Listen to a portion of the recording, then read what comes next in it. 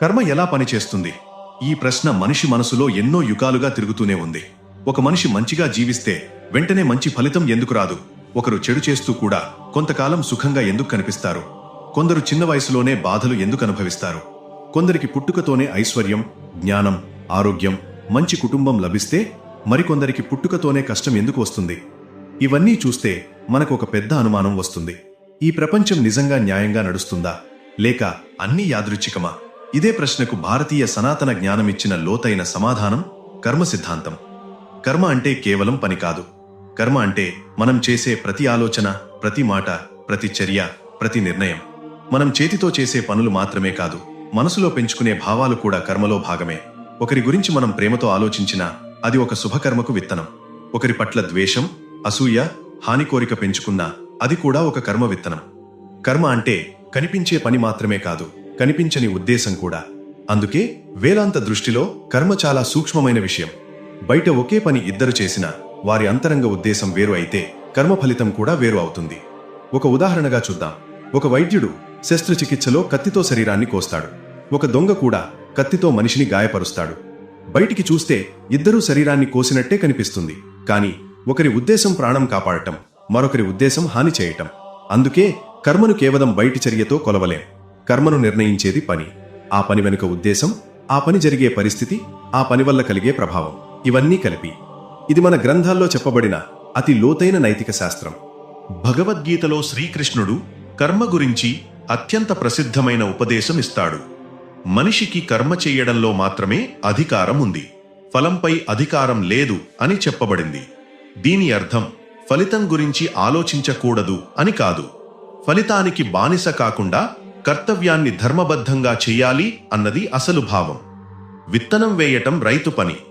నేలను సిద్ధం చెయ్యటం, నీరు పోయటం, కలుపు తీయటం, రక్షించటం, ఇవన్నీ రైతు చేతిలో ఉన్నాయి.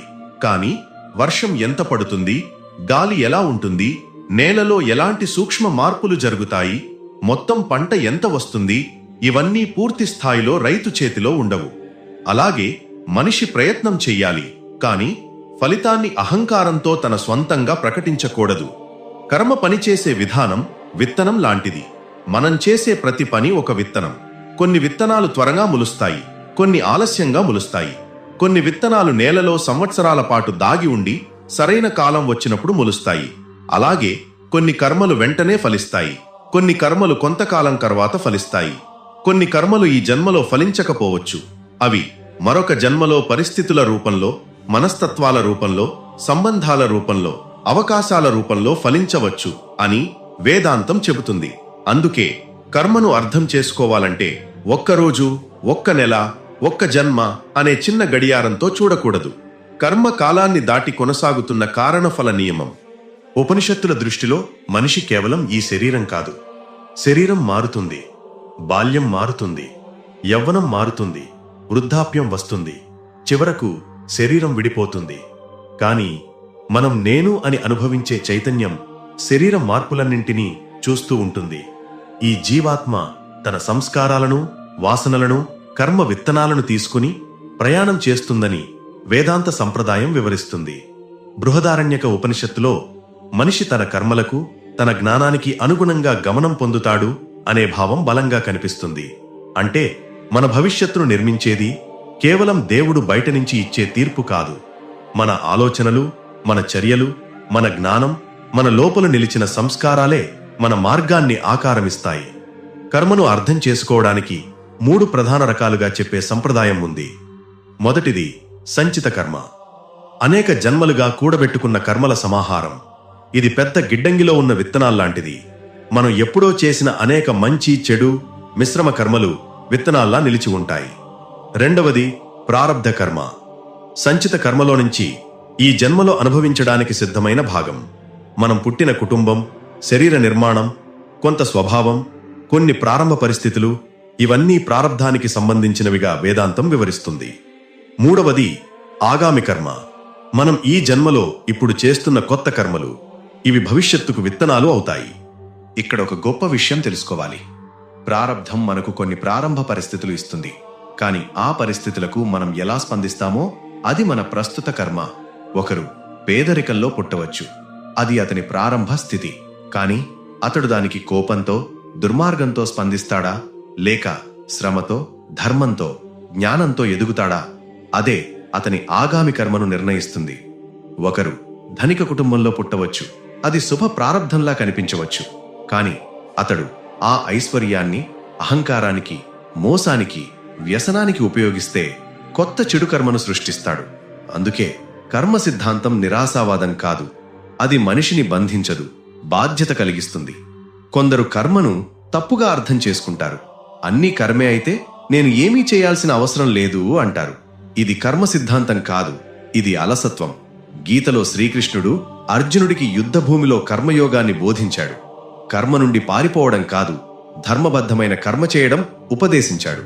కర్మయోగమంటే ఫల ఆశ లేకుండా కర్తవ్యాన్ని చేయడం మాత్రమే కాదు, అహంకారం లేకుండా, ద్వేషం లేకుండా ధర్మాన్ని రక్షించడానికి చేయాల్సిన పనిని చేయడం. కర్మను అర్థం చేసుకున్నవాడు పనిని వదిలిపెట్టడు. అతడు పనిని మరింత పవిత్రంగా చేస్తాడు. ఇప్పుడు ఒక పెద్ద ప్రశ్న: కర్మ నిజంగా పనిచేస్తే చెడు మనుషులు వెంటనే ఎందుకు శిక్ష పొందరు? మంచి మనుషులు వెంటనే ఎందుకు సుఖపడరు? దీనికి సమాధానం విత్తనం ఉదాహరణలోనే ఉంది. మిరప విత్తనం వేసిన వెంటనే కారం పండు రాదు. మామిడి విత్తనం వేసిన వెంటనే మామిడి రాదు, కొంతకాలం పడుతుంది. అలాగే కర్మఫలం కూడా తన సమయం వచ్చినప్పుడు వస్తుంది. మరొక విషయం, ఒక మనిషి ఈరోజు చేస్తున్న చెడు పని వెంటనే ఫలించకపోవచ్చు. ఎందుకంటే గతంలో చేసిన కొన్ని శుభకర్మల ఫలితాలు ఇంకా అతనికి రక్షణగా ఉండవచ్చు. అదేవిధంగా ఒక మంచి మనిషి ఈరోజు కష్టపడుతున్నాడంటే అతని గత కర్మలలోని కొన్ని కఠిన ఫలితాలు ఇప్పుడు కరుగుతున్నాయి కావచ్చు. దీనిని మనం బయట నుంచి పూర్తిగా తీర్పు ఇవ్వలేం.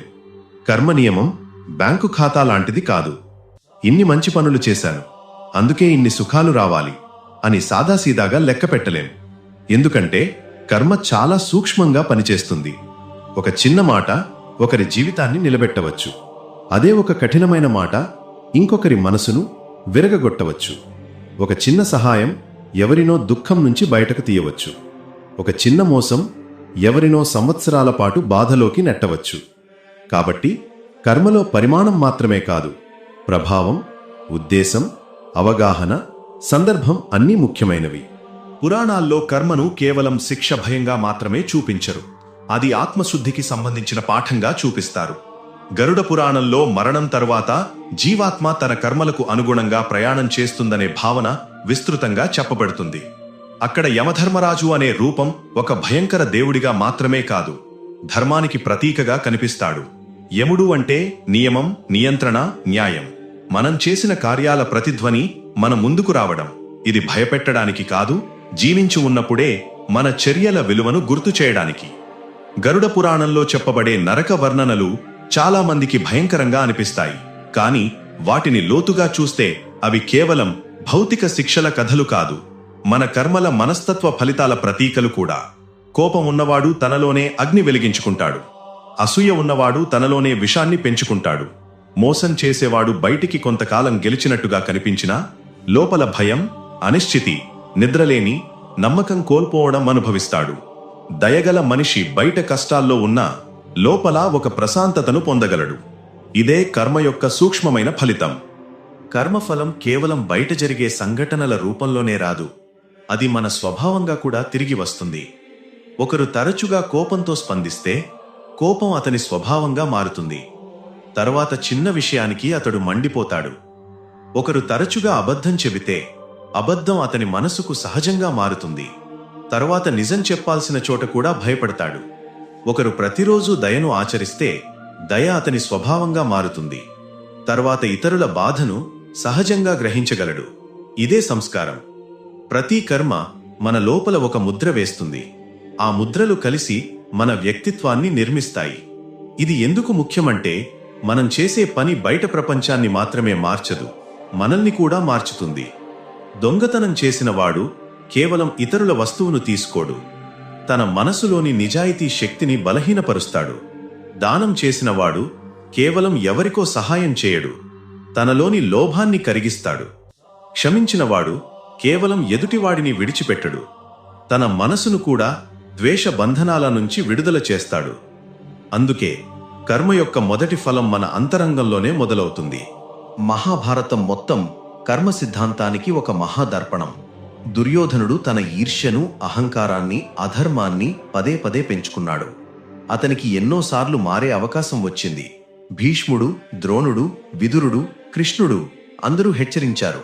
కాని అతడు తన వాసనలను మార్చుకోలేదు. చివరకు అతని కర్మ కేవలం అతనినే కాదు, అతని వంశాన్నే నాశనం చేసింది. మరోవైపు పాండవులు కూడా కష్టాలు అనుభవించారు. వారు ఎప్పుడూ తప్పులేని దేవతలు కాదు, కాని వారిలో ధర్మం వైపు తిరిగి నిలబడే ప్రయత్నం ఉంది. మహాభారతం మనకు చెబుతోంది, కర్మఫలం ఎప్పుడూ ఒక్క సంఘటన కాదు, అది జీవితం మొత్తం నేసే ధర్మజాలం. రామాయణంలో కూడా కర్మను గొప్పగా చూడవచ్చు. శ్రీరాముడు రాజ్యాన్ని కోల్పోయినప్పుడు ఆయన దాన్ని ద్వేషంతో ఎదుర్కోలేదు. తన కర్తవ్యాన్ని ధర్మంగా స్వీకరించాడు. ఆయన బాధపడలేదు అని కాదు, కానీ బాధలో కూడా ధర్మాన్ని విడిచిపెట్టలేదు. ఇక్కడ కర్మయోగం యొక్క మహత్తు కనిపిస్తుంది.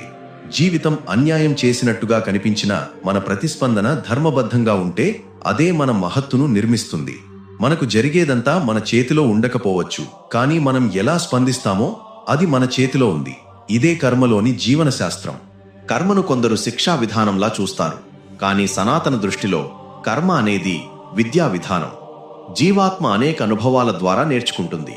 అహంకారం ఫలితాన్ని అనుభవించి వినయాన్ని నేర్చుకుంటుంది. లోభం ఫలితాన్ని అనుభవించి తృప్తిని నేర్చుకుంటుంది. ద్వేషం ఫలితాన్ని అనుభవించి క్షమను నేర్చుకుంటుంది. ఆసక్తి బంధనాన్ని అనుభవించి వైరాగ్యాన్ని నేర్చుకుంటుంది. అందుకే కర్మ శత్రువు కాదు, కర్మ గురువు. అది కొన్నిసార్లు మృదువుగా నేర్పుతుంది, కొన్నిసార్లు కఠినంగా నేర్పుతుంది, కాని లక్ష్యం ఆత్మను మేల్కొల్పడం.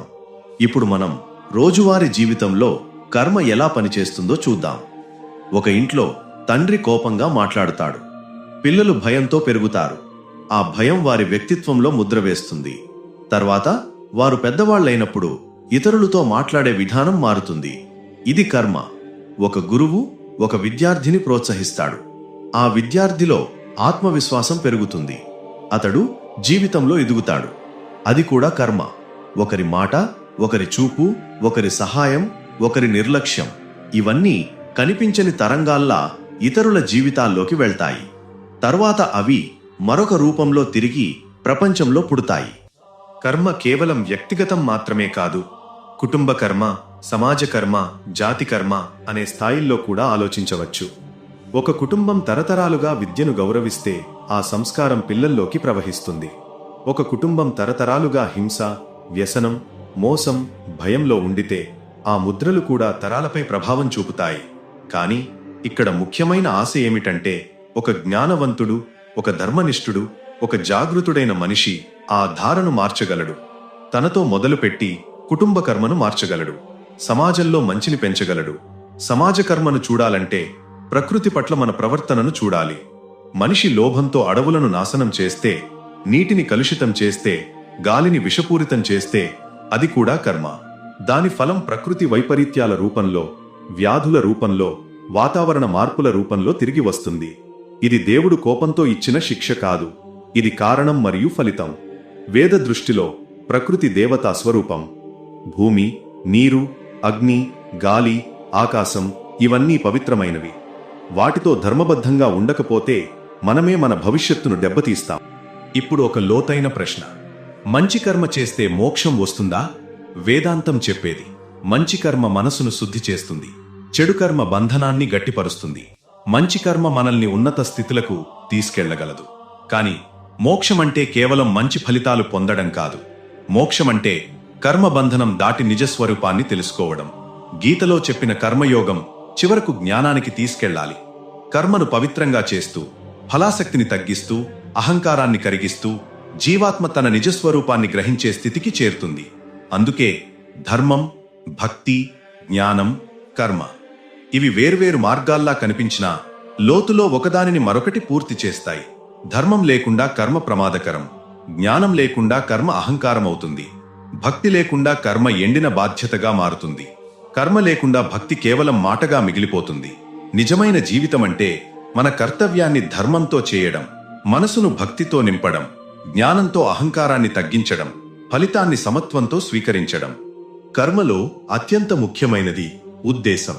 ఒకరు దానం చేస్తారు, కాని దానం తర్వాత నేనే గొప్పవాడిని అని ప్రచారం చేస్తే దానంలో అహంకారం కలుస్తుంది. మరో వ్యక్తి ఎవరూ చూడకుండా సహాయం చేస్తాడు. అతని మనసులో కరుణ మాత్రమే ఉంటుంది. ఈ రెండు కర్మల సూక్ష్మ ఫలం ఒకటే కాదు. అందుకే శాస్త్రాలు నిష్కామ కర్మను బోధిస్తాయి. నిష్కామం అంటే ఫలితం వద్దు అని కాదు. ఫలితంపై బంధం వద్దు. పని చేయాలి, కాని అహంకారపు ముద్ర వేయకూడదు. సేవ చేయాలి, కాని నేనే రక్షకుడిని అన్న గర్వం పెంచుకోకూడదు. మనసులోని ఆలోచన కూడా కర్మ అయితే మనం ఎంత జాగ్రత్తగా జీవించాలి. ఒక మనిషి బయట నవ్వుతూ మాట్లాడినా లోపల ద్వేషం పెంచుకుంటే ఆ ద్వేషం అతనినే కరిగిస్తుంది. ఒకరు బయట పెద్ద పూజలు చేసినా లోపల మోసం, కఠినత్వం, హింస ఉంటే ఆ పూజల ఫలం పరిమితంగా ఉంటుంది. ఎందుకంటే దైవం కేవలం చేతి కదలికను చూడదు, హృదయ స్థితిని చూస్తుంది. అందుకే భక్తి అంటే కేవలం ఆచారం కాదు, అంతరంగ శుద్ధి. కర్మశుద్ధి అంటే మనసు శుద్ధి. అయితే చెడు కర్మ చేసిన మనిషికి మార్పు సాధ్యమేనా? అవును, ఇదే సనాతన ధర్మమిచ్చే గొప్ప ఆశ. గతాన్ని మార్చలేము, కాని ప్రస్తుత దిశను మార్చవచ్చు. ఒక విత్తనం వేసిన తరువాత దాని ఫలం కొంతవరకు రావచ్చు, కాని కొత్త విత్తనాలు వేయడం మన చేతిలో ఉంది. పాపకర్మకు పరిహారం అంటే కేవలం ఒక ఆచారం చేసి అన్నీ తుడిచివేయడం కాదు. నిజమైన పశ్చాత్తాపం, బాధితుని పట్ల సాధ్యమైనంత పరిహారం, భవిష్యత్తులో అదే తప్పు చెయ్యకూడదనే సంకల్పం, మనసును శుద్ధి చేసే సాధన. ఇవే కర్మ పరివర్తనకు మార్గాలు. భగవంతుని శరణాగతి అంటే బాధ్యత నుంచి పారిపోవడం కాదు, బాధ్యతను స్వీకరించి దైవకృపతో మార్పు చెందడం. కర్మఫలాన్ని తగ్గించే శక్తి ఏది? ధ్యానం, భక్తి, సేవ, తపస్సు, ధ్యానం, సత్సంగం, సత్యాచరణ. ఇవి మనసులోని వాసనలను క్రమంగా కరిగిస్తాయి. ఒక గదిలో సంవత్సరాలుగా చీకటి ఉంటే చీకటిని కర్రతో కొట్టాల్సిన అవసరం లేదు. దీపం వెలిగితే చీకటి తొలగుతుంది. అలాగే అవిద్య వల్ల పుట్టిన కర్మబంధనం జ్ఞానం వెలిగినప్పుడు కరుగుతుంది. కాని ఆ జ్ఞానం కేవలం పుస్తక జ్ఞానం కాకూడదు, జీవనంలో ఆచరించిన జ్ఞానం కావాలి. మనిషి ఎందుకు అదే తప్పును మళ్ళీ మళ్ళీ చేస్తాడు? ఎందుకంటే కర్మ సంస్కారంగా మారుతుంది, సంస్కారం అలవాటుగా మారుతుంది, అలవాటు స్వభావంగా మారుతుంది, స్వభావం విధిలా కనిపిస్తుంది. కాని యోగ దృష్టిలో స్వభావం కూడా మార్చగలిగేదే. ప్రతిరోజు చిన్న శుభకర్మలు చేయడం ద్వారా మన అంతరంగ నిర్మాణం మారుతుంది. ఒకరోజు కోపం తగ్గదు, కాని ప్రతి కోప సమయంలో ఒక క్షణం ఆగడం ప్రారంభిస్తే కొత్త కర్మ మొదలవుతుంది. ఒకరోజు లోభం పోదు, కాని ప్రతిరోజు కొంచెం దానం చేయడం మొదలు పెడితే లోభ విత్తనం బలహీనపడుతుంది. ఇదే సాధన. కర్మలో మాటకు ఉన్న శక్తి చాలా గొప్పది. వాక్కు ఒక ఆయుధం కూడా కావచ్చు, ఔషధం కూడా కావచ్చు. ఒక కఠినమైన మాట ఒకరి మనసును గాయపరచవచ్చు. ఒక సత్యమైన, మృదువైన మాట ఒకరి జీవితాన్ని నిలబెట్టవచ్చు. అందుకే మన శాస్త్రాలు సత్యం మాట్లాడమని మాత్రమే కాదు, ప్రియంగా, హితంగా మాట్లాడమని కూడా ఉపదేశిస్తాయి. సత్యం పేరుతో హింసించకూడదు, మృదుత్వం పేరుతో అబద్ధం చెప్పకూడదు. మాటలో ధర్మం ఉండాలి. మనం మాట్లాడే ప్రతి వాక్యం కర్మ విత్తనం. ధనం కూడా కర్మకు ఒక పరీక్ష. ధనం స్వతహాగా చెడు కాదు.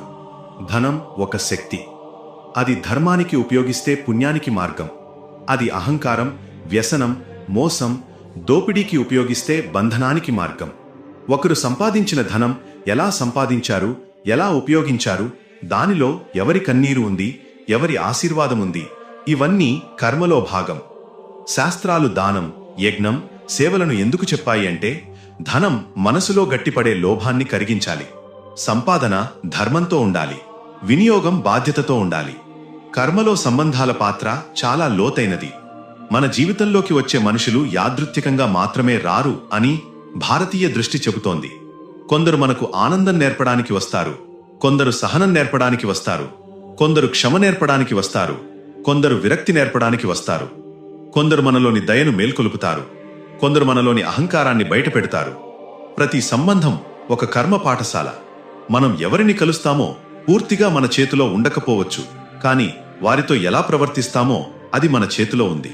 ఒకరు మనకు అన్యాయం చేసినప్పుడు కర్మను ఎలా అర్థం చేసుకోవాలి? ఇది నా కర్మే అని నిశ్శబ్దంగా బాధను భరించాలా? కాదు. ధర్మం అంటే అన్యాయాన్ని సహించడం కాదు. ధర్మం అంటే సరైన మార్గంలో అన్యాయాన్ని ఎదుర్కోవడం. మనకు హాని చేస్తున్న వారిని ఆపడం కూడా కర్మ. సమాజాన్ని రక్షించడం కూడా కర్మ. కానీ అది ద్వేషంతో కాకుండా ధర్మంతో జరగాలి. శ్రీకృష్ణుడు అర్జునుణ్ణి యుద్ధం చేయమన్నాడు, కానీ అది ప్రతీకారం కోసం కాదు, ధర్మస్థాపన కోసం. అందుకే కర్మ సిద్ధాంతం బలహీనత కాదు, అది జాగృతమైన బాధ్యత. కర్మలో సమత్వం చాలా ముఖ్యమైనది. ఫలితం వచ్చినప్పుడు మనం మత్తెక్కిపోకూడదు. విఫలం వచ్చినప్పుడు పూర్తిగా విరగకూడదు, ఎందుకంటే రెండూ గడిచిపోతాయి. విజయము వచ్చినప్పుడు ఇది నా కర్మ, నా శ్రమ, దైవకృప, సమాజ సహకారం అన్నీ కలిసిన ఫలమని వినయంగా చూడాలి. అపజయం వచ్చినప్పుడు ఇది ఒక పాఠం, నా ప్రయత్నంలో ఏం సరిచేయాలి అని చూడాలి. సమత్వం అంటే భావాలు లేకపోవడం కాదు, భావాలకు బానిస కాకపోవడం. ఇప్పుడు మనం కర్మను భయంగా కాకుండా మార్గదర్శకంగా తీసుకుంటే జీవితం ఎలా మారుతుంది? మొదట మనం బాధ్యత గలవారం అవుతాం. నా మాటకు విలువ ఉంది, నా ఆలోచనకు ప్రభావం ఉంది, నా చర్యకు ఫలం ఉంది అని తెలుసుకుంటాం. రెండవది, ఇతరుల బాధను తేలికగా తీసుకోం. ఎందుకంటే మనమిచ్చిన బాధ ఎప్పుడో తిరిగి వస్తుందని మాత్రమే కాదు, ఇతరుల హృదయం కూడా దైవస్థానమని గుర్తిస్తాం. మూడవది, మనం ఓర్పు నేర్చుకుంటాం. ఈ రోజు చేసిన మంచి వెంటనే ఫలించకపోయినా అది వృధా కాదని తెలుసుకుంటాం. నాలుగవది, మనం లోపల శాంతిని పెంచుకుంటాం. కర్మ సిద్ధాంతం మనకు మరో గొప్ప జ్ఞానం చెబుతుంది. ఎవ్వరూ పూర్తిగా శాపగ్రస్తులు కాదు, ఎవ్వరూ పూర్తిగా శాశ్వతంగా పాపాత్ములు కాదు. ప్రతిక్షణం కొత్త కర్మకు ద్వారం. ఒక దొంగ వాల్మీకి మహర్షిగా మారగలడు అనే భారతీయ కథన శక్తి ఈ రాశను చూపిస్తుంది. మార్పు సాధ్యం. చీకటి ఎంత పాతదైనా దీపం కొత్తగా వెలిగవచ్చు. గతం ఎంత భారంగా ఉన్నా వర్తమానం పవిత్రంగా మారవచ్చు. ఇదే కర్మలోని దైవ రహస్యం.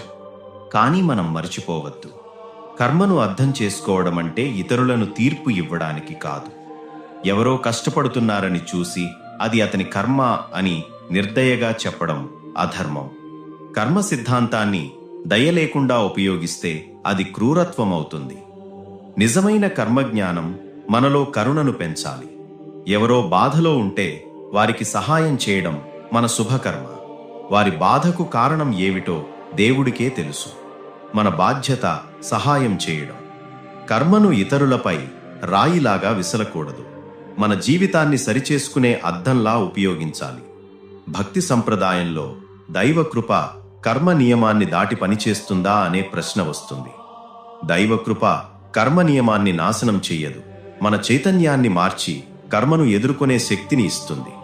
ఒకే కష్టం ఇద్దరికీ వస్తే ఒకరు విరిగిపోతారు, మరొకరు మేల్కొంటారు. దైవకృప మనలో ధైర్యం, జ్ఞానం, శరణాగతి, సహనం, మార్పు శక్తిని పెంచుతుంది. భక్తి మనస్సును మృదువుగా చేస్తుంది.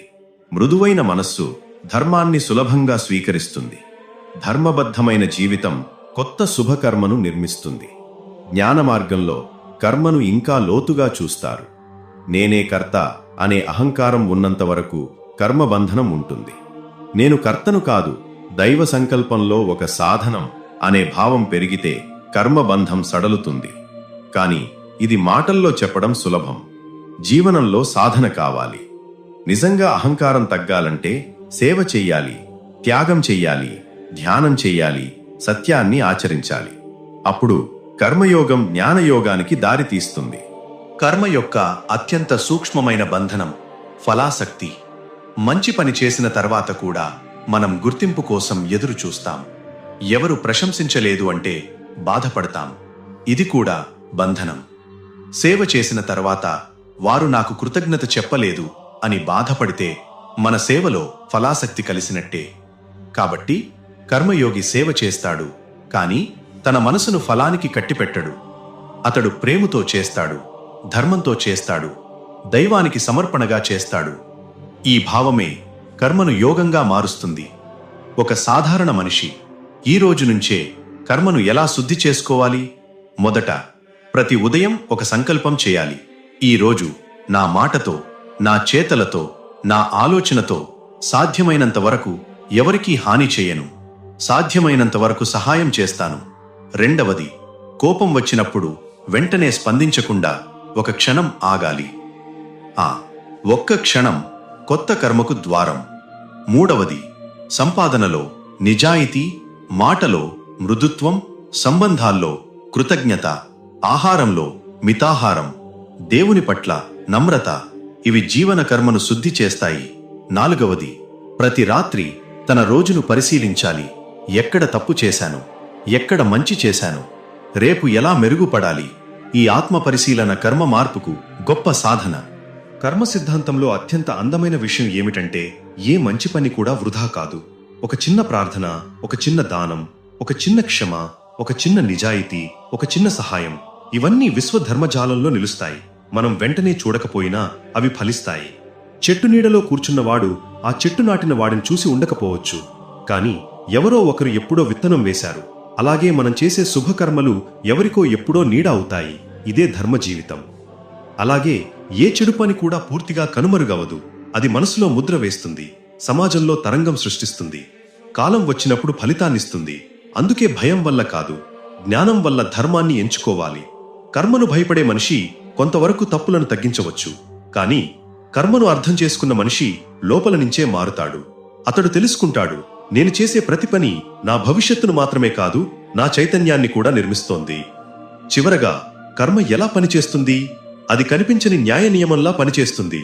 అది విత్తనం నుండి ఫలానికి, ఆలోచన నుండి స్వభావానికి, స్వభావం నుండి విధికి, విధి నుండి మళ్లీ జాగృతికి తీసుకెళ్లే చక్రంలా పనిచేస్తుంది. అది మనిషిని శిక్షించటానికి కాదు, అతన్ని మేల్కొల్పడానికి పనిచేస్తుంది. అది మనల్ని భయపెట్టడానికి కాదు, బాధ్యతతో జీవించమని గుర్తు చేయటానికి పనిచేస్తుంది. మనం చేసినది మన వెంట వస్తుంది, మనం ఆలోచించినది మనలో నిలుస్తుంది, మనమిచ్చింది ప్రపంచంలో తిరిగి పుడుతుంది, మనం నాటింది ఎప్పుడో ఒకప్పుడు ఫలిస్తుంది. కాబట్టి కర్మ అంటే ఒక భయంకరమైన రహస్యం కాదు, అది జీవితం యొక్క అద్దం. నువ్వు ప్రపంచానికి ఏమి ఇస్తే అదే ఏదో రూపంలో నీ జీవితానికి తిరిగి వస్తుంది. నువ్వు నీలో ఏ భావాన్ని పెంచుకుంటే అదే నీ స్వభావంగా మారుతుంది. నువ్వు ఏ మార్గాన్ని ప్రతిరోజు ఎంచుకుంటే అదే నీ గమ్యాన్ని నిర్మిస్తుంది. కర్మ మనల్ని అడిగేది ఒక్కటే, నువ్వు ఇప్పుడు ఏ విత్తనం వేస్తున్నావు? కోపమా, దయనా, అబద్ధమా, సత్యమా, లోభమా, సేవనా, అహంకారమా, సమర్పణ?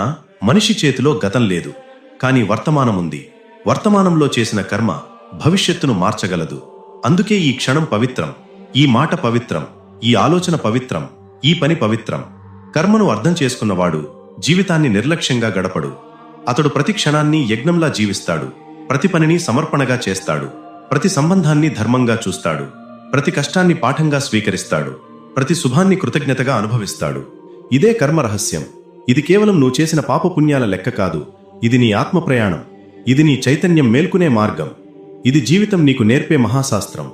కర్మ నీ వెనుక నడిచే నీడ కాదు, నిన్ను ముందుకు నడిపించే గురువు. నువ్వు జాగృతితో జీవిస్తే అదే కర్మయోగమవుతుంది. నువ్వు ధర్మంతో జీవిస్తే అదే శుద్ధి అవుతుంది. నువ్వు భక్తితో జీవిస్తే అదే సమర్పణ అవుతుంది. నువ్వు జ్ఞానంతో జీవిస్తే అదే విముక్తి వైపు ప్రయాణమవుతుంది.